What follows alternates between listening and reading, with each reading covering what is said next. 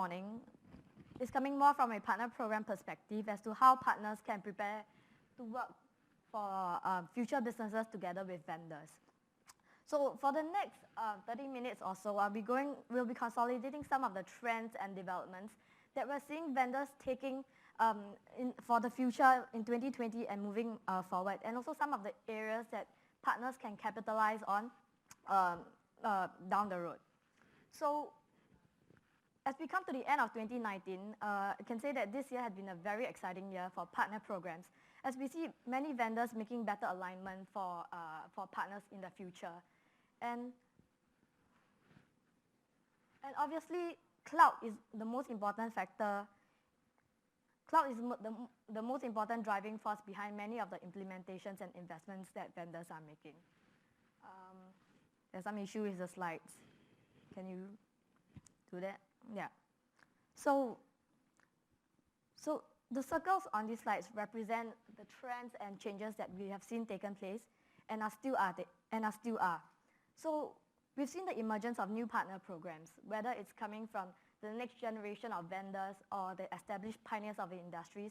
We're seeing them coming up with new partner programs, experimenting with non-traditional models and new kinds of structure for partners. So some of the things that we've seen in this year, for example, has been a rise in the points-based partner programs in the last 1.5 years. Most recently, VMware, who's going to launch their Partner Connect in February. ServiceNow, Mitel, Checkpoint.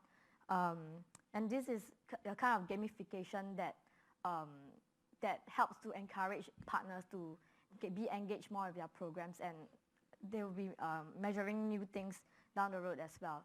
And some of these vendors are also adopting new cloud tier names. And these are often non-metal tiers to emphasize their shift towards cloud and software services. And of course, there's the launch of cloud-related competencies and certifications in their push towards this direction. And also, as vendors market their MSPs and ISV programs, some of the criticisms we've been hearing from partners include the prices to pay into such programs is just too expensive, especially for the cloud natives, the born in the cloud partners. And also, it does not make sense for them to start paying from day one because there's not yet an ROI. It's not a natural progression for them. And specifically for MSP players, they are saying that vendors and distributors do not understand their business models and are treating them as like a distributor. Like a reseller. I apologize.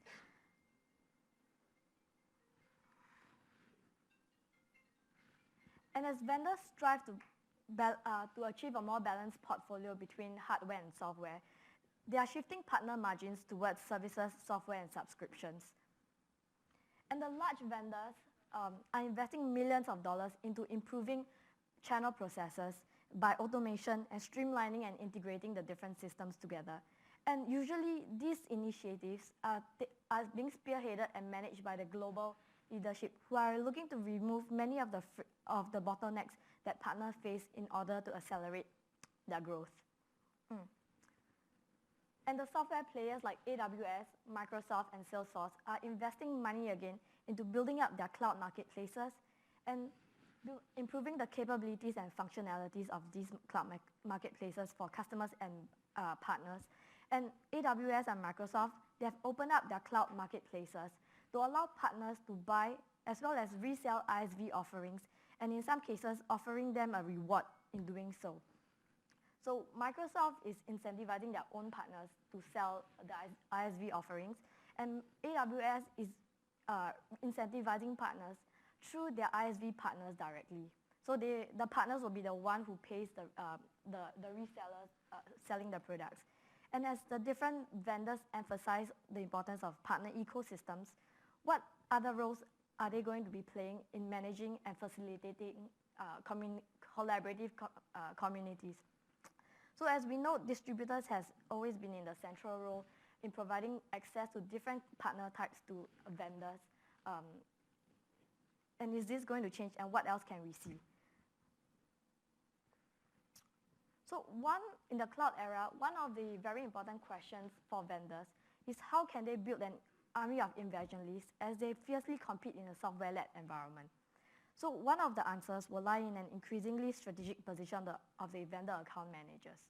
So vendor account managers' role as a strategic advisor has become more important as they help partners to manage change processes, advocate for resources, and plan for growth in the right direction.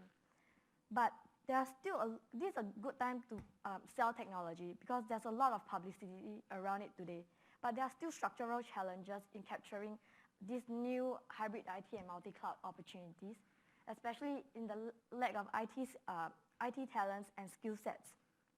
And in the APAC region, maybe a certain level of conviction and familiarity with the cloud, especially between the vendors and the partners. And in the next year, some of the partners can expect to see closer co-marketing and co-selling with the vendors to end customers directly, as they are looking to grow education and sales for cloud among partners. And in the APAC region, probably age, social and gender obstacles and social hierarchy tend to be stronger obstacles in influencing decision-making and familiarity as well. So the more diverse a team you have, the more capable they are at understanding the different needs and motivations of different people segments, and able to specialize better in different domains and knowledge areas, and motivate collaboration, innovation, and build and maintain that trust with, across the different types of people. And this is going to be more important as vendors are adopting new business models and new revenue streams and are looking to be identified as a single partner type. So partners no longer want to work across multiple programs because it no longer makes a smart sense for them. In a unified model, partners will get to benefit from a single identity as they get access, while they are getting access across the whole portfolio of vendor offerings, and go to market, have the flexibility to go to market according to the kind of customer they are talking to in a very targeted manner. At the same time, while reducing the administration and operations they have with vendors. So VMware, Oracle, SAP, Malwarebytes are some vendors that are looking to unify their different partner programs today.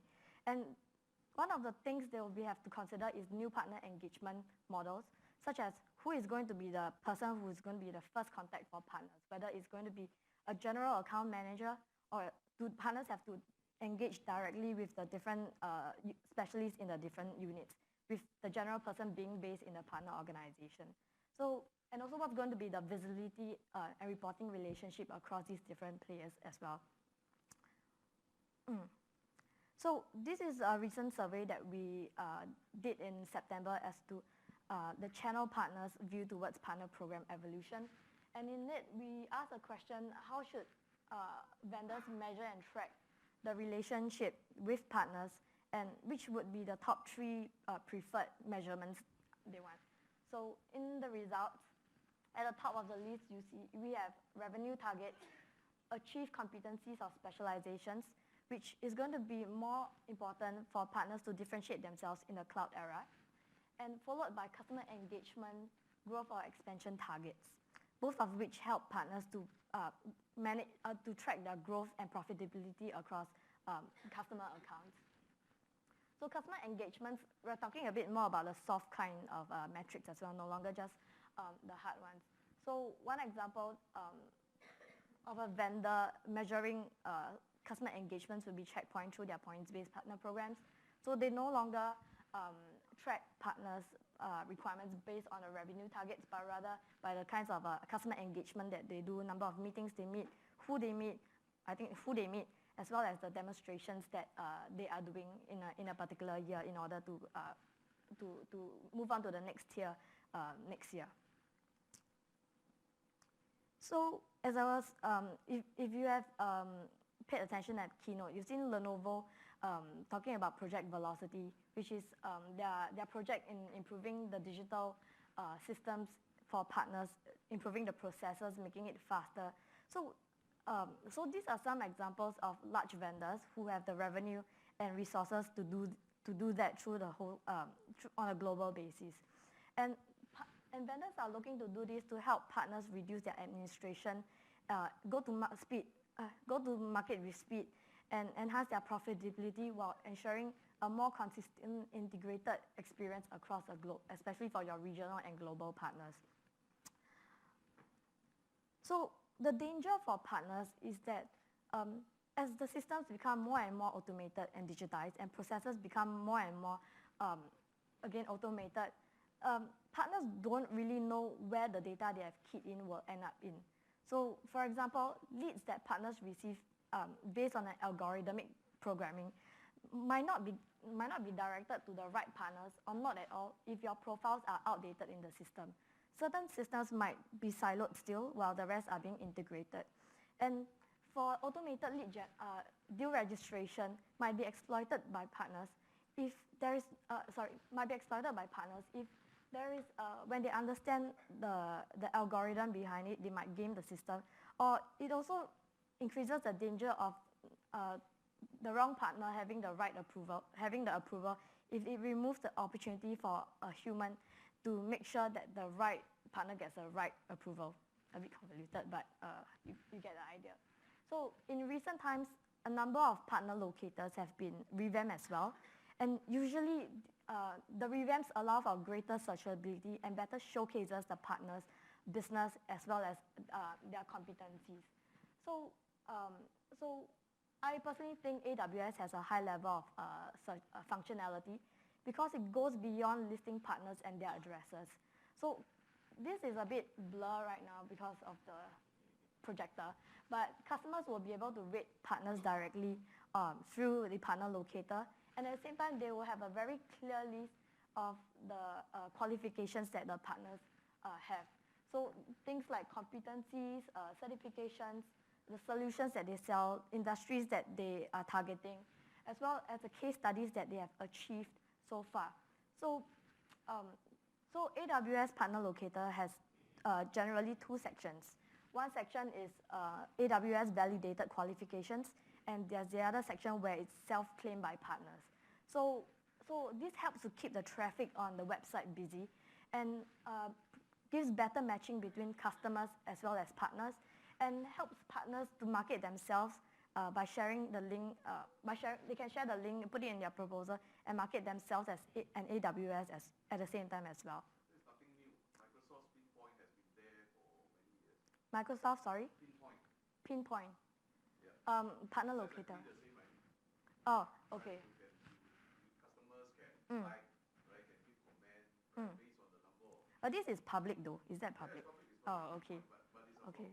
I went to the Microsoft Partner Locator last week. Pinpoint, right? Yeah. It's a flop. I mean, Microsoft was using this for a number of years back. Okay. Already, yeah. I generally use a Partner Locator. I didn't know about the Pinpoint. But yeah. Yeah. But do customers know about the Pinpoint thing? Nobody uses it. Okay. I mean, it's a nice piece of technology, but okay. Okay. Impractical for the government. Okay. Yeah. So for customers, they're trying to encourage the kind of traffic on it. So if I may move on, right? So I was going to say like digitization is very useful, but at the same time, channel management remains very much a relationship-led function where the day-to-day interactions and personal interactions between vendors and partners are highly valued and are critical for business planning, conflict management, and other day-to-day engagements which cannot be resolved by an algorithm. So partners want to reduce administration, but vendors must be careful not to sacrifice accuracy and quality for the sake of simplicity. And also we've seen a rise in gamification tools in activating partners to participate more, to increase their engagement, loyalty, as well as exposure to a certain extent. So by now, many of you, when you log into your partner portals, you would have seen some kind of a progress tracker where it measures how much you have already achieved in terms of the requirements in your partner programs and what else you have to achieve.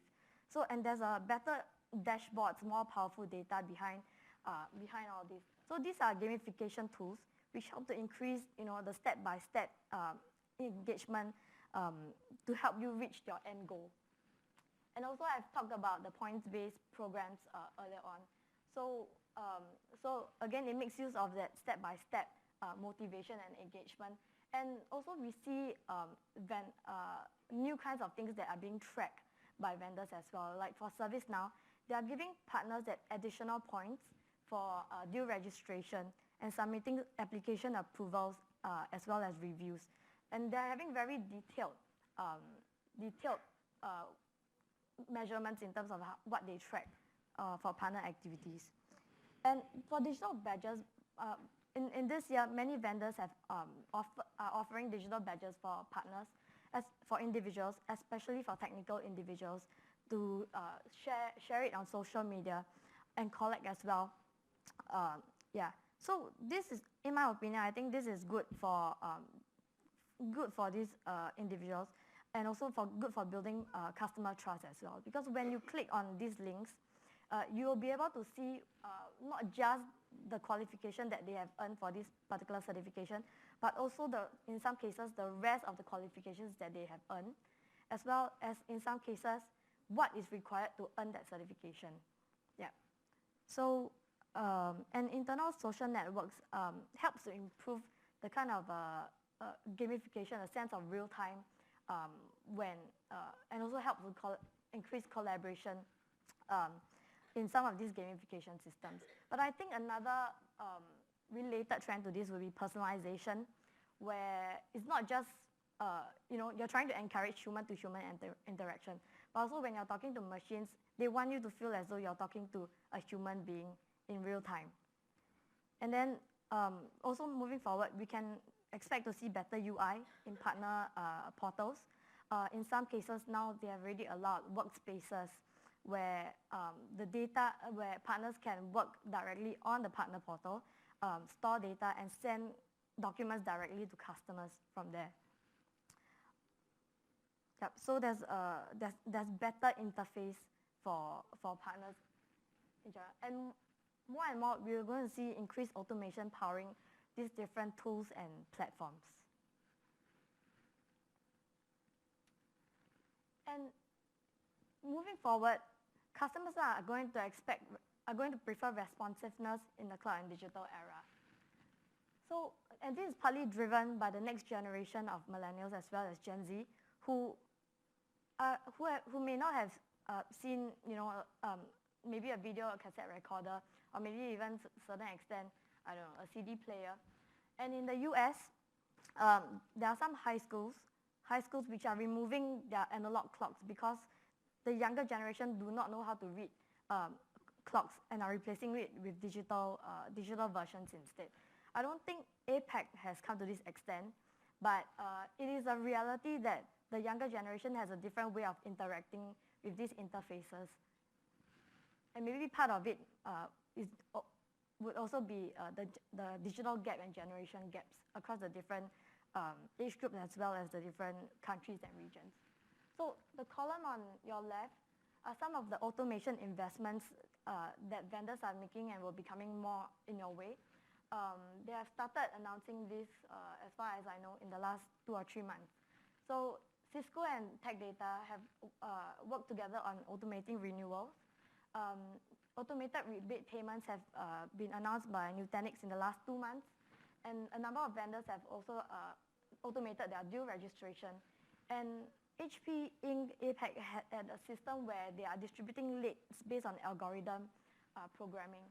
And codes and billings is one of the most important things that partners are saying. One of the most important things for them when it comes to cloud and subscription sales, and having a very robust system to track these accounts. And the column on the right will be some of the things that customers will come to expect more and more when they buy from sellers. So intelligent recommendations, not just based on AI, but literally clever recommendations. Geolocation tracking, being able to identify where the product is or even where the human is at any point of time.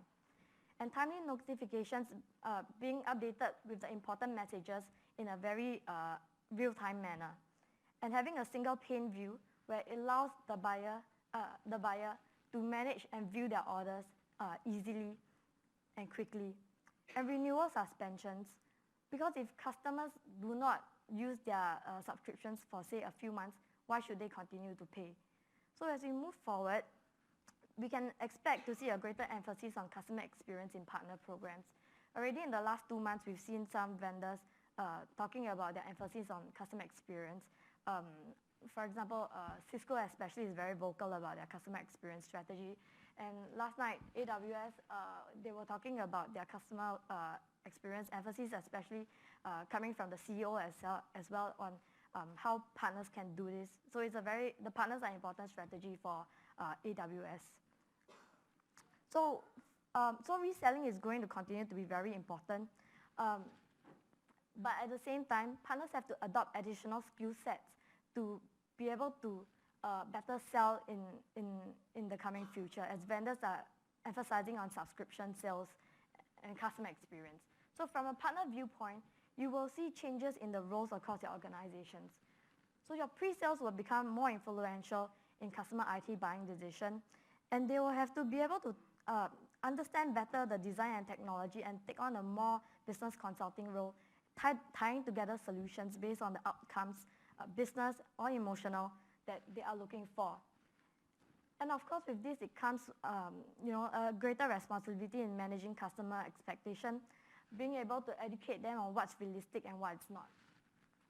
And your technical teams will have to manage more stakeholders across different organizations, be it vendors, customers, or even other partner organizations, as the IT environments becomes more complicated, and they have to be able to understand how the different systems interoperate with each other, what is compatible and what is not.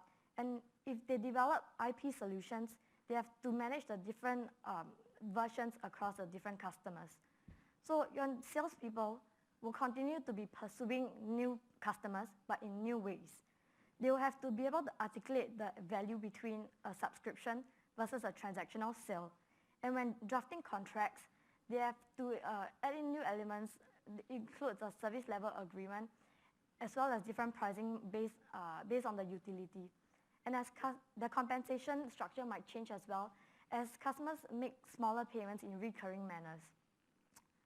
And as partners adopt new business models and different revenue streams, the marketing team has to understand the new value propositions and be able to build aesthetically pleasing interfaces, websites, or even e-commerce sites, orchestrate the customer journey from the online to their offline life cycle. And as they build all these interfaces, they might be managing it, and existing customers might approach them first with inquiries instead of the sales, and they might be having more of a customer-facing role that in the past they have not.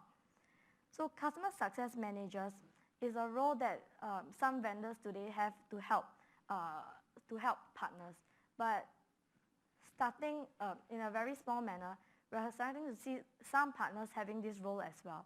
So the role of a customer success manager is to focus on building continuous long-term relationships by understanding the customer's business needs, penetrate value within their organization through education and awareness to increase the utility of the offerings. Hopefully, this will lead to greater customer satisfaction and in turn a renewal. How many vendors have partner success managers? Customer success managers is the team.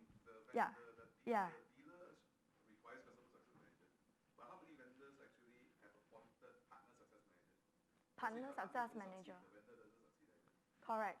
So the customer manager's role, right, first of all, is to help the customer. Yeah, so And if the customer belongs to a partner, right, that's the underlying condition. So the idea is Yeah. I'm a partner. Yeah, Customer success is important to me. So of course. have customer success manager. Yeah. Right, but I'm a partner to a vendor. I'm the customer to the vendor. So my success should be equally important. But the trend of the vendor, right, is okay. We have even yesterday, Lenovo, we have created this wonderful website. We have created this wonderful automated digital marketing. The whole idea is you come to my website, right? You find everything you need, right? But when we face the customer, Yeah. right? Oh, we cannot provide a website. We must provide customer success manager. It must be a hand-holded journey, right? It must be a customer success plan, right? So different rules for different people. So from the vendor to the partner, they don't appoint partner success manager to ensure a success, to ensure partner success journey, to ensure partner So that's the role of the vendor account manager then. No, Yeah. the vendor account manager is to drive sales. That's why I was saying they're going to have a more strategic So when you brief the responsibility. vendors, can you tell them that, right, whatever they preach for us to do, Uh-huh. right, they should do the same thing. They should have a partner success manager that looks at how the partner will be successful. Coming, yeah. Not to ask for numbers and PO and forecasts and all this stuff. Okay, apparently it's getting a resonance among the crowd here. So yeah. That's the trend. So are there any vendors in the room who can take note of this? Yeah, there's a vendor in the background. Yeah. So yesterday, that's exactly Yeah. what we're doing. Okay. Oh yeah, yeah, yeah. I think Dato has one has a team as well. Yeah. So yeah. So this is at least the responsibilities is going to be become more important down the road. So the awareness of how the different roles are going to change will become more important, and there's a greater team emphasis as vendors are shifting margins towards services and subscriptions. So typically in the past, vendors will pay a certain incentive for every new sales that is made to the hardware sales. And a software, there will sometimes be a renewal incentive to that. When it comes to a subscription sales, there's the adjacent component for professional and maintenance services, as well as increasing the utility of these offerings that vendors are paying a bit more for. And that's where the emphasis of team play becomes more important. And we can come to expect more advocacy coming from the technical teams, customer service delivery teams, as well as maybe to a certain extent in future, the customer success teams as well. So in my opinion, right, in order to improve your credibility and trust with new customers, evidence of past customer success and happiness will be most effective. So things like your case studies, your testimonials, your ratings, to show that you can actually bring about the vision that they want to realize. So certifications, technical, so on and so forth will continue to be important to show that there's the basic capability to execute. But the case studies would be the ones that show more confidently. So the role of management in the partner organization or any other organizations, in fact, is to be able to make sure that your different team members are able to come together to work harmoniously and collaboratively, especially, in my opinion, coming more from the sales side where they can have more of a competitive streak between them. So, yes, so we're going to be emphasizing more on collaborative communities down the road as well. So vendors with better tools will get better CX. So a lot of vendors today like to talk about net promoter scores to showcase the kind of customer satisfaction that they have achieved. But the NPS scores measures the final outcomes of the customers and does not give you the visibility across the customer journey. So more and more, we can come to expect more powerful enablement tools as well as dashboards, vendors adopting new kinds of measurements and KPIs in tracking customer happiness, as well as providing stronger data to give the visibility across the customer engagement journey. So vendors, again, with better tools will help you to provide better customer experience. So who will win in this shift towards cloud? Hopefully the design of this slide gives you an idea of what I'm going to say. So organizations that will win will be the ones who will be able to effectively leverage the power of digitization, being able to go to market with better speed, have better oversight and control, and maximize their revenues while minimizing expenses. They will also be the organizations that are able to successfully shift the employee and partner behavior towards a more collaborative, more innovative, more harmonious one across the different types of people within your organizations. But most importantly, these will be the organizations that will be able to make use of digitization to augment and not replace their people. Because at the end of the day, the people will be the ones who make the real difference to your customers instead of your algorithms or, instead of the algorithms and programming behind. So, so that's the last slide and the end of my presentation. Thank you for your kind attention so far.